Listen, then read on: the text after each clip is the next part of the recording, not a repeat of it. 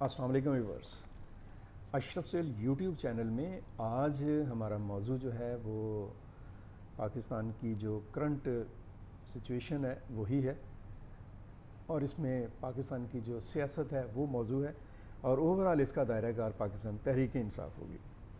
آج ہم دو حوالوں سے گفتگو کریں گے۔ ایک ہے پاکستان تحریک انصاف کے بانی چیئرمین عمران خان کی صحت اور علاج معالجے سے متعلق، اور دوسرا ہے پاکستان تحریک انصاف کے ایک آپ کہہ لیں کہ نمایاں نام ہیں اور خیبر پختونخوا کے چیف منسٹر ہیں علی امین گنڈاپور۔ ان کا آج کا تازہ ترین ایک اعلان کیا، ایک طرح کی دھمکی ہے جو انہوں نے 26ویں آئینی ترمیم کے حوالے سے دی ہے۔ وہ کہہ رہے ہیں کہ میں ملک کو بند کر دوں گا۔ اس پر ہم بات کریں گے۔ یہ دونوں بڑے اہم معاملات ہیں، اور پہلے ہم خان صاحب کی بات کر لیتے ہیں۔ اور میں یہ سمجھتا ہوں کہ عمران خان پاکستان کے ایک پاپولر پولیٹیکل فگر ہیں، بہت پاپولر، ایک سیاسی جماعت کے وہ سربراہ ہیں، بانی چیئرمین ہیں، پاکستان کے سابق وزیر اعظم رہے ہیں۔ اس لحاظ سے ان کا ایک جیسچر اور پوسچر، اور پاکستان کے ایک سٹیزن کی حیثیت سے بھی ان کی ایک حیثیت اور ان کا ایک حق ہے۔ وہ قید میں ہے، اڈیالہ جیل میں ہے، اور قید کے حوالے سے، قید و بند کے حوالے سے ان کی جو پارٹی ہے اور ان کے جو حامی ہیں وہ اس تشویش میں مبتلا ہیں کہ خان صاحب کا علاج معالجہ جو ہے وہ ٹھیک طرح سے نہیں ہو رہا۔ ان کا یہ موقف ہے کہ خان صاحب کے جو ذاتی معالجین ہیں، ڈاکٹر عاطف اور ان کے ساتھ جو ان کی ٹیم ہے، انہیں خان صاحب کو چیک کرنے کی اجازت ملنی چاہیے۔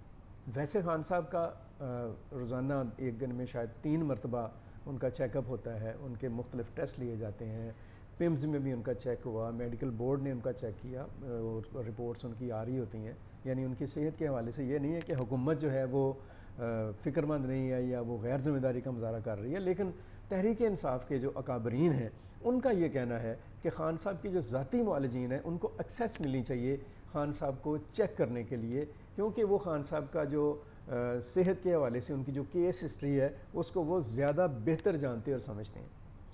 اس چیز کو لے کر وہ اسلام آباد ہائی کورٹ گئے ہیں، اور اسلام آباد ہائی کورٹ نے بھی کہا ہے کہ آخر آپ ان کو کیوں ایکسیس نہیں دے رہے ہیں، اور ایک سمپل سی بات ہے، انہیں یہ ایکسیس ملنی چاہیے۔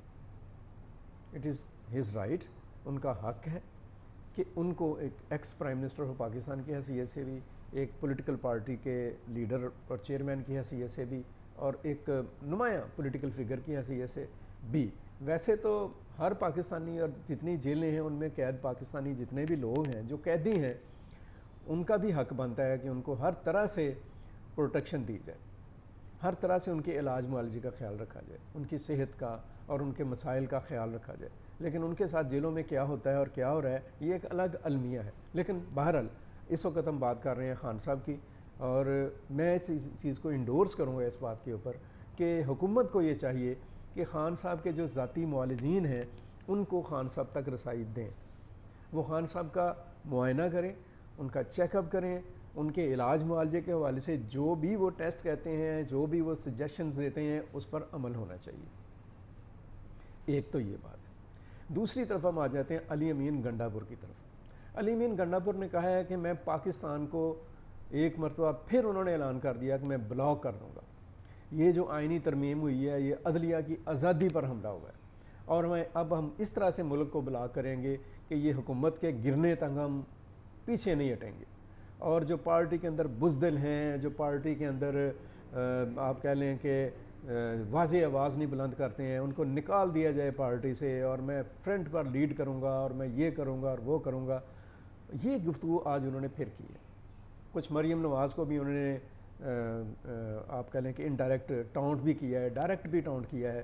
لیکن علی امین گنڈاپور صاحب کو میرا خیال یہ ہے کہ اگر وہ ایک غیرت مند پشتون ہے تو انہیں اپنے رویے پر غور کرنا چاہیے۔ اگر وہ ایک ٹرو پولیٹیشین ہیں تو تب بھی انہیں اپنی سیاسی سوچ پر غور کرنا چاہیے۔ اگر وہ اپنے آپ کو پاکستانی کہتے ہیں تو پھر انہیں اپنی پاکستانیت کے اوپر بھی غور کرنا چاہیے کہ وہ کیا ہیں اور کیا کر رہے ہیں۔ ایک صوبے کے چیف منسٹر ہیں، آپ کے صوبے میں لوگ جون سے ہیں وہ بھوک سے، غربت سے، دہشت گردی سے اور بد امنی سے اور بے یقینی کے ہاتھوں یرغمال بنے ہوئے ہیں، اور آپ باقی ملک کو یرغمال بنانے کے چکر میں پڑے ہوئے ہیں، آپ پاکستان کو بلاک کرنے کے چکر میں، آپ فضول اور بیہودہ قسم کا جو ایجنڈا ہے اس کو لے کر شور مچا رہے ہیں۔ آپ کو اس بات کا شاید احساس ہی نہیں ہے کہ پولیٹیکل افیئرز جون سے ہیں ان کو کیسے اور کس طرح سے حل کرنا ہے۔ اس طرح کی بڑ بازی اور اس طرح کی جو آپ کہہ لیں کہ لفاظی ہے، اس سے آپ کیا لینا چاہتے ہیں پاکستان سے؟ آپ کو کچھ خیال کرنا چاہیے۔ آپ ایک صوبے کے چیف منسٹر ہیں، آپ کو اپنی ذمہ داریوں کا احساس کرنا چاہیے، اپنے عوام کے بارے میں سوچنا چاہیے، اپنے جو صوبہ ہے اس کے اندر لا اینڈ آرڈر کی صورتحال کو دیکھیں کہ کیا ہو رہا ہے چترال میں، وہاں پہ کیا صورتحال بنی ہوئی ہے، لوگ کس طرح سے پریشان ہیں۔ دیکھیں کہ باقی جو صوبے کے حصے ہیں وہاں پہ امن و امان کے حالات کیا ہیں، دہشت گرد کس طرح سے صوبے کو ایک نشانہ باندھ کر بیٹھے ہوئے ہیں۔ اور اگر آپ کو آئینی ترمیم کے اوپر بہت زیادہ تکلیف اور دکھ ہے تو آپ اس کو لے کر جائیں پارلیمنٹ کے اندر، کنونس کریں لوگوں کے ساتھ بیٹھے۔ آپ کی جو پولیٹیکل پارٹی، آپ کی جو پارٹی ہے، اس نے کوئی ایک تجویز تک پیش نہیں کی ہے۔ حکومت ختم کرنے کے چکر میں حکومت ختم کر کے آپ کیا کر لیں گے؟